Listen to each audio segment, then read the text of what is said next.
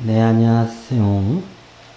자, 이번 시간은 전 시간에 초록뱅 컴퍼니스 종목에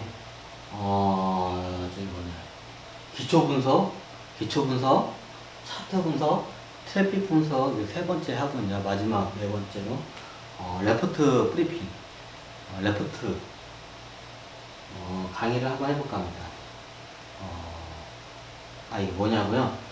아니 유튜브에 검색을 치니까 이게 이 종목 초록뱅 컴퍼니라는 종목을 치니까 이게 나오더라고요. 그래서 한번 틀어봤습니다. 그 초록뱅 컴퍼니와 관련된 영상을 찾다 보니까 이게 별로 없는 것 같아가지고 그냥 주식 관련 이게 뭐 있길래 그냥 이렇게 하고 있습니다. 그냥 혼자 이게 떠들면 심심하니까. 자, 그러면 초록뱀 왜 이게 신경 쓰인다고요? 왜요? 왜? 아니, 그냥 저기 되시고 그거 조금만 끝나요. 기다리세요, 그냥. 잠깐만, 이게 좀 앞으로 잡을까? 저도 봐야기 때문에 자료를. 오래간만에 우리 바스로 촬영하는데 내 얼굴을 안 쫓아오는구나. 그러면 초록뱀 컴퍼니의 회사에 대한 레포트를 브리핑하겠습니다.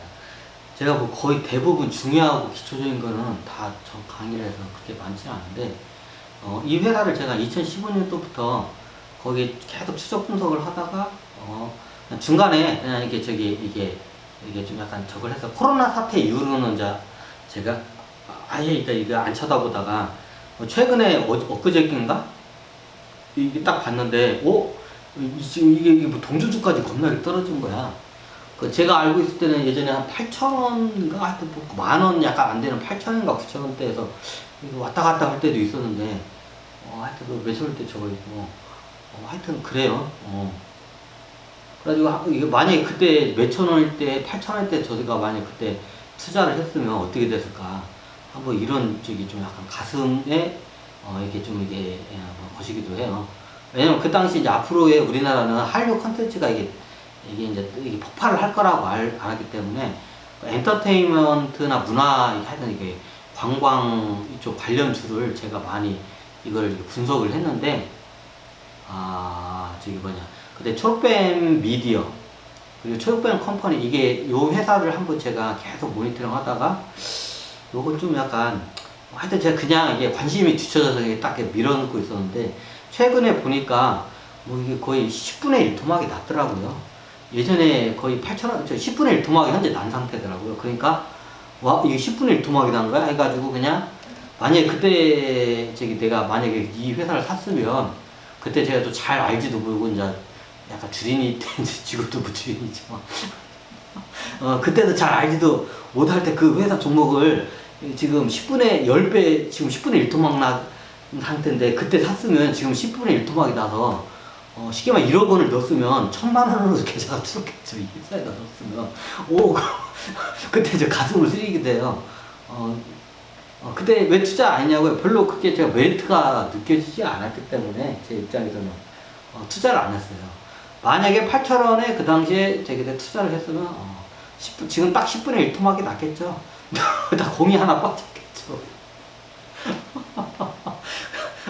그래서 저도 몰빵을 했다가 작전주에다 몰빵을 옛날에 했다가 3분의 1 토막이 정확히 났었어요.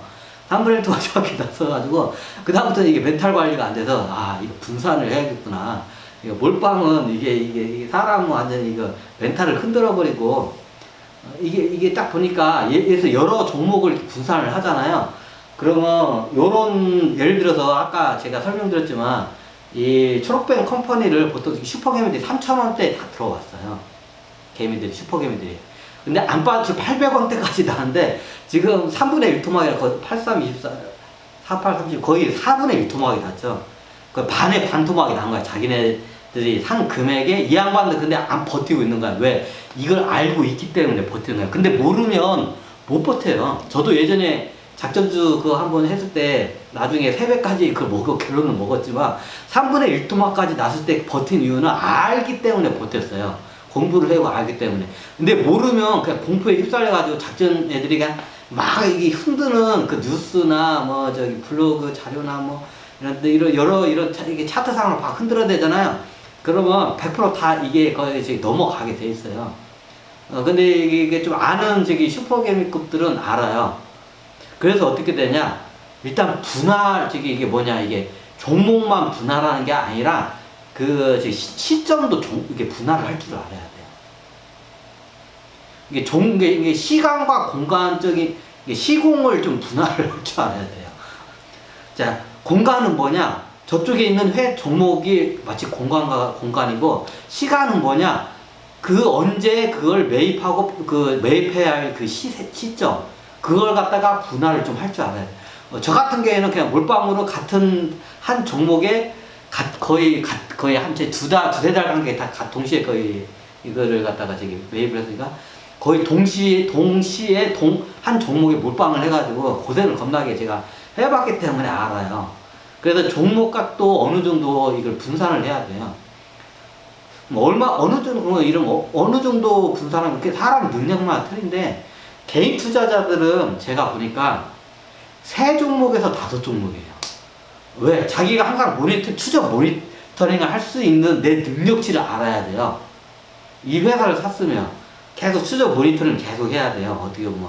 근데 예를 들어서 이게 무슨 기관 투자처럼 한 30종목, 보통 30종목을 하죠. 기관 투자. 계란이 30알이 들어가냐. 30개를 넣으면 일반 개인 투자는 그게 안 돼요.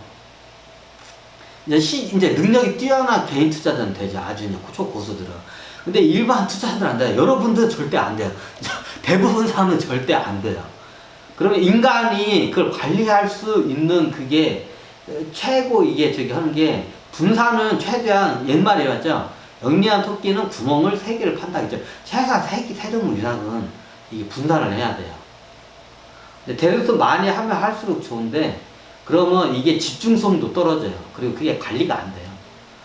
이게 제가 보니까 3종목에서 5종목까지 딱 적당한 것 같더라고. 왜냐면 원래 인간이 모집법을 써요. 손가락이 또 5개고. 그리고 이게 딱 보면 내가 갖고 있는 종목, 첫 번째 종목 하나, 둘, 셋, 넷, 5개가 딱 이게 항상 각인이 돼 있어. 근데 막 30개 있으면 내가 뭘 갖고 있는지 몰라. 그게 또 수시로 바뀌어. 뭘 갖고 있는지 몰라요. 머리가 좋으면 한 7개까지도 가는데 이게 머리 좋다고 이게 주식 투자를 잘하는 게 아니거든요. 그럼 이게 어떻게 보면 분산도 해야 하고 집중적으로 이게 깊숙하게 파고도 들어가야 돼요. 그러면 개인이 이게 할 수 있는 그 선이 제가 이게 보니까 딱 세 종목에서 5종목이 사이가 딱 적당해요. 사람이 5종목까지는 이걸 꿰고 다니고 추적 분석을 해요. 근데 그 이상을 넘어가면 이게 흐트러져요. 집중력이. 그래서 3종목에서 5종목이 딱 적당한 것 같아요. 저도 그런 것 같아요. 이게. 저는 몇 종목이냐? 저는 다 이게 팔아서 뭐 없는데 요즘 저도 똑같이 여러분들과 같이 제가 이렇게 종목 추천을 하잖아요. 종목 추천할 때 저도 딱 10만원치만 딱 삽니다. 왜? 그 통계를 내기 위해서. 이게 10만원을 딱 사놓으면 이게 수익률이 이게 몇 프로가 얼마나 나가는지 이게 그러면 잔고가 10만원 내가 넣었는데 잔고가 13만원을 가면 30% 수익을 냈고 이게 55만원 떨어졌으면 반토막이 난 거죠. 이제 이걸 데이터를 이제 어떻게 보면 좀 공부도 하고 추적 데이터를 이게 하기 위해서 하락장세에서는 추적 데이터를 하기 위해서 제가 여러분들한테 지금 한 달 사이에 종목을 한 더 10개 가까이 제가 아마 이게 했을 거예요. 저도 똑같이 그거를 먼저 강의를 하고 바로 그날이나 그 다음 날이나 바로 강의가 끝나고 바로 저는 이제 매수를 합니다. 왜? 강의자 양심이라는 걸 제가 이미 말을 했기 때문에 제가 사놓은 종목은 절대로 강의를 안 씁니다. 네, 여러분들을 이용하는 꼴밖에 안 되기 때문에. 그래서 제가 사놓지 않은 금액을 시점이 온 거에서 제가 강의를 하고 이제 유튜브가 나가면 그 이후에 저는 이제 매수를 합니다. 얼마 매수하냐고요? 이때까지 제가 아마 거의 10종목 정도 ETF 이고 10종목 정도 대략 한 것 같아요. 거의 한 달 왔다 갔다 한 사이에. 왜 앞으로 급락장세가 좀 올 거라고 판단되고 여기서 이제 횡보할 수도 있기 때문에 지금 좀 공부하기 좋고 기준점을 잡기가 지금 딱 좋은 시기예요. 예전에도 말하지만 지금 코스피가 2300에서 여기까지 수직으로 딱 내려오다가 한번 탁구공이 이게 튀었다고 하죠. 튀었어요, 여기서. 그래서 지금 2490까지 지금 현재 2490까지 왔어요. 거의 2500이죠. 2490까지 딱 튀어 올라왔어요. 자, 여기서 이제 어떻게 반응할지 몰라요. 그래서 여기다 기준점을 딱 이게 받고 들어가는 거예요. 그래서 저는 한 종목에 이제 기준점을 딱 둘 때 10만원치만 딱 놓고 나중에 추격 매수를 해야 할 것과 나중에 이제 그냥 이거를 어떻게 보면 이게 매도를 해야 할 걸요. 쉽게 말하면 내가 10만원치 샀는데 막 급등을 해. 그러면 나중에 이게 밸류에이션 가격보다 한 두세 배 올라가면 매도를 하는 거고, 수익은 안 나죠, 당연히. 이제 어떻게 보면 떨어지면, 그때부터 추격 매수를 이제 들어가요. 이제 그게 이제 기술이에요, 이제 어떻게 보면.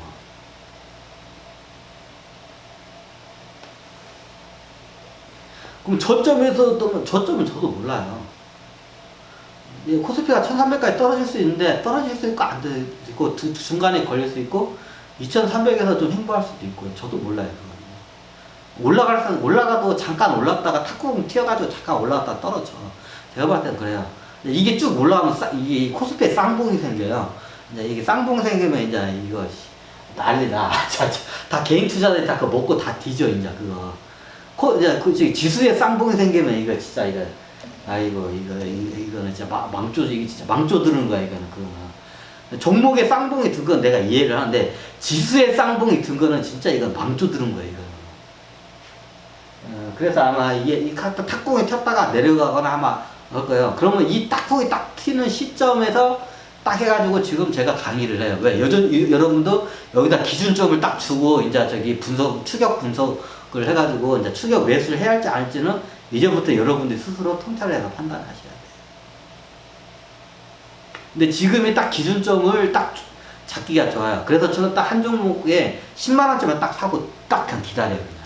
내가 사는 금액에서 딱 얼마나 떨어지는지, 왜 이렇게 반응하는지, 이제 이게 다 계속 그 추격 매수하면서 이제 더 매수를 해야 할지, 아니면 그냥 더 기다려야 할지, 이제 그걸 저 같은 경우에는 여러분들한테 이게 종목 분석을 하면서 지금이 이제 앞으로 제가 종목 강의를 좀 자주 할 거예요. 지금이 딱 기준점 잡고 딱 이게 공부하기 딱 좋은 시점이에요. 탁구공이 딱 튀었을 때가 기준점 잡고 공부하기 좋은 시점이에요. 그래서 제가 여러분들한테 종목에 대한 강의를 많이 해요. 이 양반이 누구냐고요? 이 양반. 이것 때문에 제가 하는데, 이 양반이, 저기 아까 그 강의한 이게 컴퍼니스, 이게 뭐시지? 초록뱅 컴퍼니스라는 이 회사의 부회장이라기도, 하여튼 이게 부회장이라기도, 하여튼 그래요. 초록뱅 미디어인가? 하여튼 그래요. 이 회사에 대해서 좀 약간 좀 하면, 이게 딱 보면 이게 뱀종족이에요. 뱀종족은 딱 보면 이게 티가 확실히 틀려. 이게 상이 틀려, 이게 뱀종족이 보면. 옛날 제 군대에 있을 때 뱀종족 친구가 있었는데 얼굴 비슷해요, 뉘앙스가. 뱀종족이에요. 예전에 말했지만 그 회사의 우리나라 회사 중에 어떤 종족이 이끌어가는 회사였어요. 옛날에 말해서 삼성전자는 토끼 종족.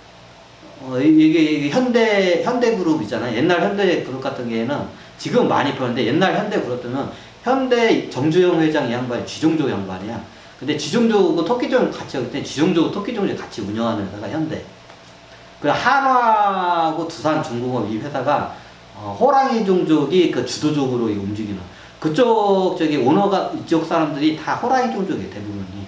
두산중공업하고 한화 이쪽 사람들.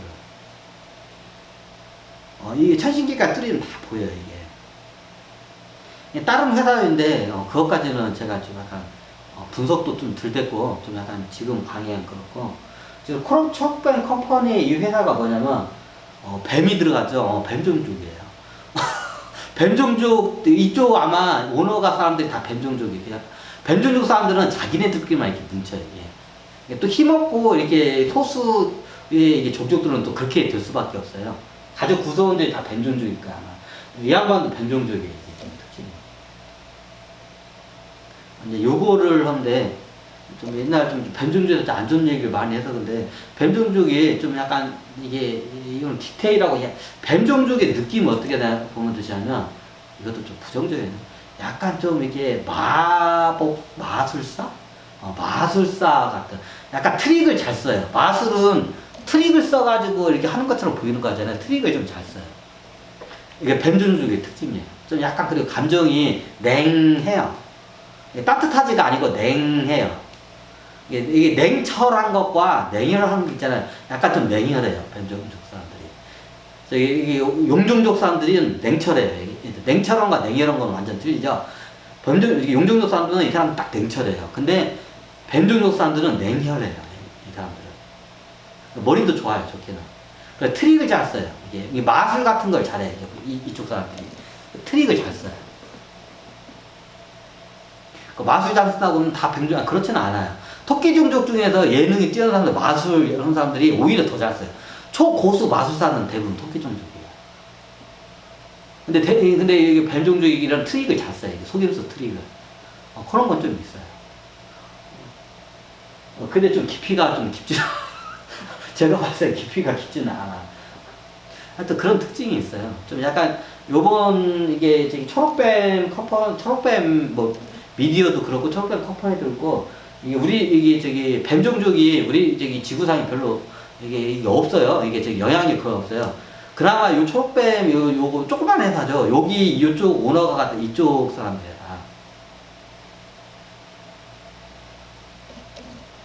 이쪽 사람들이기 때문에 뱀종족이 이게 어떻게 약간 마녀 같은 느낌이면 거의 뱀종족이에요. 뭔가 마술을 써가지고 사람들을 속여가지고 막 현혹을 시키는 거 이걸 이렇게 마녀라고 하잖아요. 약간 우리 좀 이쪽 지구에 좀 약간 뉘앙스로우면 약간 마녀 같은 톤이에요. 여기는 목에 사요 기본적으로. 여자가 70%고 남자가 30%예요.